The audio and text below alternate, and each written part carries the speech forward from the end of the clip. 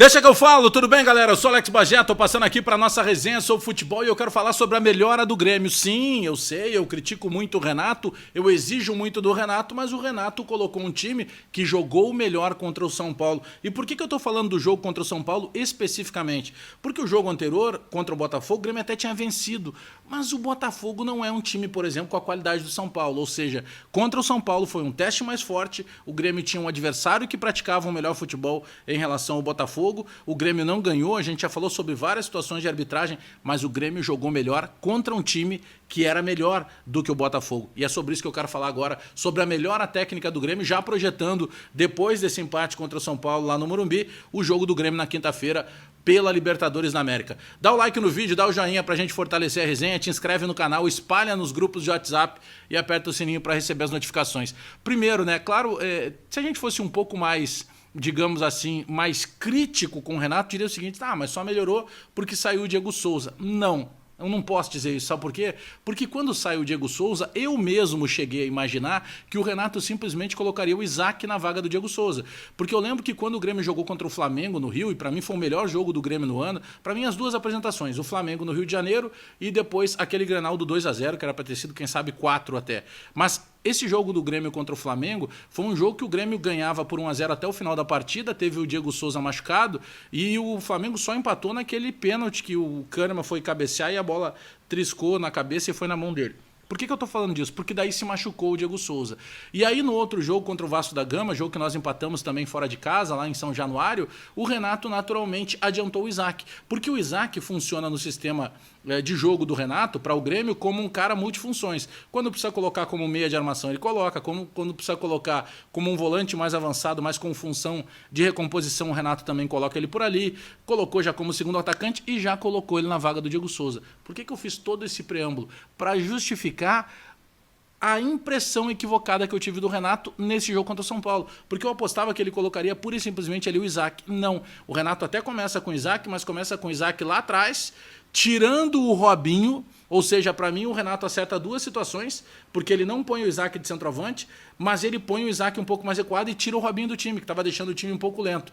E o Grêmio ganha em velocidade com o Luiz Fernando, PP e com o Alisson, mas principalmente com o Luiz Fernando e o PP. Porque o Alisson é um jogador que dá uma dinâmica, que não vai estar em campo agora quinta-feira em função da lesão, mas, e a gente já falou um pouco sobre a questão do Alisson, quem pode jogar nessa vaga, mas eu quero pegar essa melhora técnica do Grêmio contra o São Paulo, porque ela acontece justamente porque o Renato entrega para o adversário algo surpreendente. O Renato não entregou para o adversário algo previsível. Lembra que várias e várias vezes nós comentamos aqui no canal, poxa, o Grêmio está previsível, o Grêmio está facilmente marcado, o Grêmio não está conseguindo sair da marcação.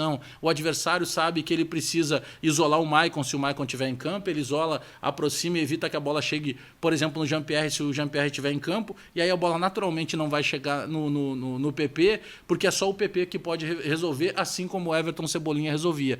E a gente começou a criticar já o Diego Souza. Poxa, a bola não chega no Diego Souza. Mas ela não chegava justamente porque o Renato estava com um sistema que era facilmente marcado e um sistema muito previsível. A gente pode considerar também que em grande parte do Campeonato Brasileiro o Maicon não teve condição de jogo, o Maicon melhora muito quando está jogando, o próprio Jean-Pierre não teve condição de jogo, ele melhora muito quando está jogando, só que a entrada do Luiz Fernando, independentemente do nome, sabe, eu não estou transformando o Luiz Fernando num super jogador. Só que a função do Luiz Fernando de velocidade, de jogo lateralizado, com uma dinâmica de volta e meia, trocar esse posicionamento com o PP, e mais, o Luiz Fernando não é o cara que fica esperando a bola, ele volta lá atrás para buscar essa bola, tanto que na falta que ele sofre, o prisão que ele sofre do Daniel Alves, ele está pelo lado esquerdo de campo do Grêmio, disputando uma bola, buscando para essa bola no arranque. Então, independentemente dos nomes, o São Paulo se surpreendeu com a maneira que o Grêmio jogou, porque quando você olhava lá, pô, o Isaac tá no time. Mas o Isaac vai entrar na vaga do Diego Souza, não. O Isaac entrou recuado na vaga do Robinho e o Grêmio conseguiu dar velocidade, o Grêmio conseguiu uma melhora técnica indiscutível. Não, mas espera aí, Bagé, o goleiro do São Paulo não trabalhou tanto assim, é verdade. O do Grêmio também não trabalhou tanto assim. Isso a gente pode considerar que o empate foi um resultado justo. Só que eu estou avaliando o Grêmio com ele mesmo.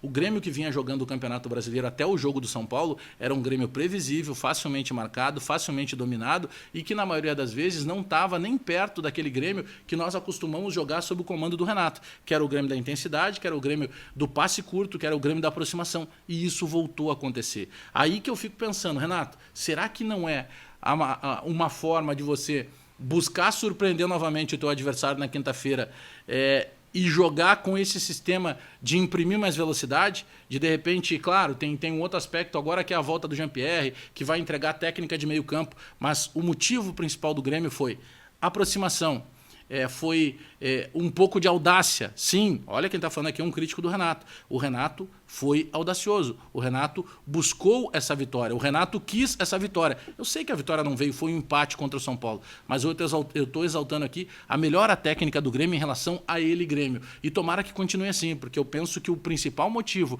dessa melhora técnica do Grêmio foi o Renato entender que ele precisava trazer algo diferente, que ele precisava surpreender o adversário dele, que ele precisava sair da mesmice e que ele não poderia colocar em campo um sistema altamente previsível como ele vinha colocando. O Grêmio não ganhou do São Paulo, mas o Grêmio jogou melhor que o São Paulo e o Grêmio jogou melhor do que ele, Grêmio, em relação ao que vinha atuando no Campeonato Brasileiro. E, na minha opinião, o principal motivo foi o pensamento do Renato, de tentar entregar algo novo e sair da previsibilidade que o Grêmio vinha tendo nos jogos anteriores. Tá bom? Deixa teu recado aí, abraço todo mundo, dá um like no vídeo, dá o joinha para fortalecer a resenha, te inscreve no canal, espalha nos grupos de WhatsApp e aperta o sininho para receber as notificações. Abraço todo mundo aí, até daqui a pouco.